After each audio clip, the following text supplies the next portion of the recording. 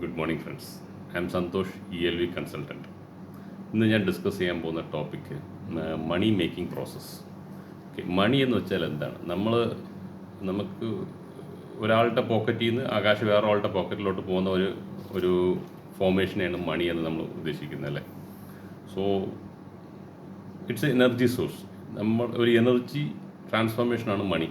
അത് ട്രാൻസ്ഫോം ചെയ്യുമ്പോൾ നമുക്ക് കാശായിട്ട് നമ്മുടെ കയ്യിൽ വരുന്ന ഒരു പ്രോസസ്സിനെയാണ് നമ്മൾ മണി എന്ന് പറയുന്നത്. സോ മണി നമുക്ക് 4 രീതിയിൽ നമ്മുടെ കയ്യിൽ വരാനുള്ള ചാൻസ് ഉണ്ട്.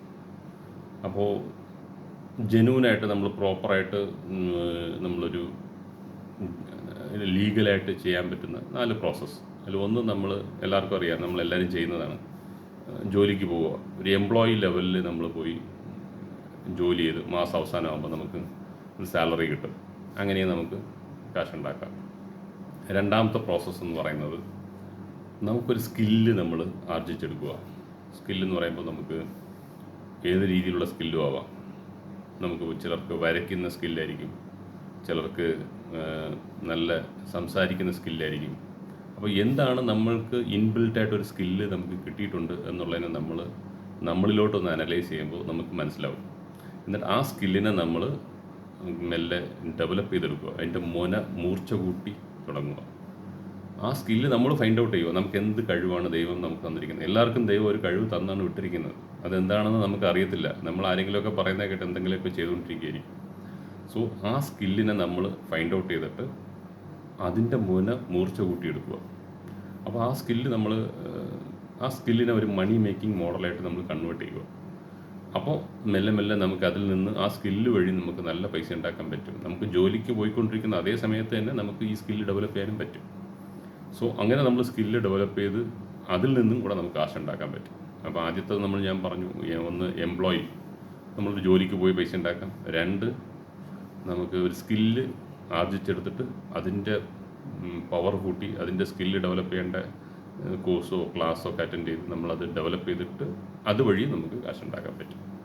മൂന്നാമത്തെ പ്രോസസ്സ് എന്ന് പറയുന്നത് ബിസിനസ്.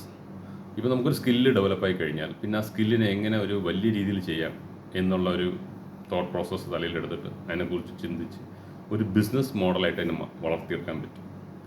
സോ അങ്ങനെ വരുമ്പം അത് ബിസിനസ് വലിയ രീതിയിലുള്ള കാശ് ഷോർട്ട് ടൈമിൽ നമുക്ക് കൊണ്ടെത്തിക്കും.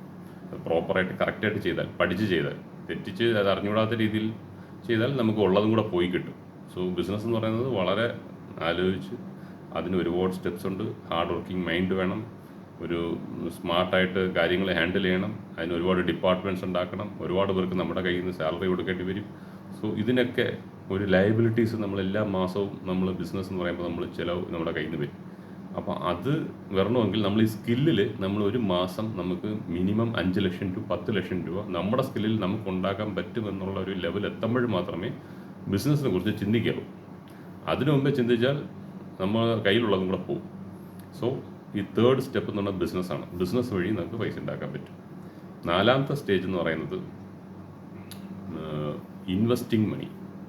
അതായത് നമ്മൾ ബിസിനസ്സുകാർക്ക് ഇൻവെസ്റ്റ് ചെയ്താലും നമുക്ക് കാശ് ഉണ്ടാക്കാൻ പറ്റും. അതാണ് ഏറ്റവും ടോപ്പ് ലെവലിലിരിക്കുന്ന ഒരു ലെവൽ എന്ന് പറയുന്നത്. അതായത് 80% ഭൂമിയിലുള്ള ആൾക്കാരും ഈ ലാസ്റ്റ് ഞാൻ ആദ്യം പറഞ്ഞ 3 സ്റ്റെപ്സ് ആയിരിക്കും ചെയ്യുന്നത്. ആ മുകളിലിരിക്കുന്ന ടോപ്പിലിരിക്കുന്ന ആൾക്കാർ മാത്രമാണ് ഈ ബിസിനസ്സുകാർക്ക് പൈസ ഇൻവെസ്റ്റ് ചെയ്ത് പൈസ ഉണ്ടാക്കുന്നത്. അതിനെന്ന് വെച്ചാൽ നമ്മുടെ പൈസ നമുക്ക് കാശുണ്ടാക്കി തരും. Money made by us will make money for us. അതാണ് അതിൻ്റെ ഏറ്റവും ബ്യൂട്ടിഫുൾ പാർട്ട്. അവിടെ നമുക്ക് ഒരു കഷ്ടപ്പാടും ചെയ്യേണ്ട ആവശ്യമില്ല. നമ്മുടെ കാശ് വെച്ചിട്ട് നമുക്ക് കാശ് ഉണ്ടാക്കാൻ പറ്റും. അതിലുള്ള 1-2 എക്സാമ്പിൾസ് എന്ന് പറയുമ്പോൾ നമുക്ക് ഈ ഷെയർ മാർക്കറ്റ്, അതിലൊക്കെ പഠിച്ച് അറിയാമെന്നുള്ളവർക്ക് മാത്രമേ ചെയ്യാൻ പറ്റൂ. 2 മ്യൂച്വൽ ഫണ്ട്സ്. അത് നമുക്ക് മുകളിൽ ഒരു ഫണ്ട് മാനേജർ ഉണ്ടാവും. അവർ നമ്മുടെ കാശ് എടുത്ത് ഇൻവെസ്റ്റ് ചെയ്ത് നമുക്ക് അതിൻ്റെ പ്രോഫിറ്റ് ഉണ്ടാക്കി തരും. പിന്നെ ഉള്ളതെന്ന് വെച്ച് കഴിഞ്ഞാൽ ഈ സ്റ്റാർട്ടപ്പ് കമ്പനീസിൽ പൈസ കൊണ്ടിടുമ്പോൾ സൂക്ഷിക്കണം. ആ സ്റ്റാർട്ടപ്പ് കമ്പനിക്കാർ പൊട്ടിപ്പോകാൻ ചാൻസ് ഉണ്ട്. അപ്പോൾ അതിലൊക്കെ നമുക്ക് നോക്കി എടുത്ത് ചെയ്യണം. അപ്പം money making by us will make money for us.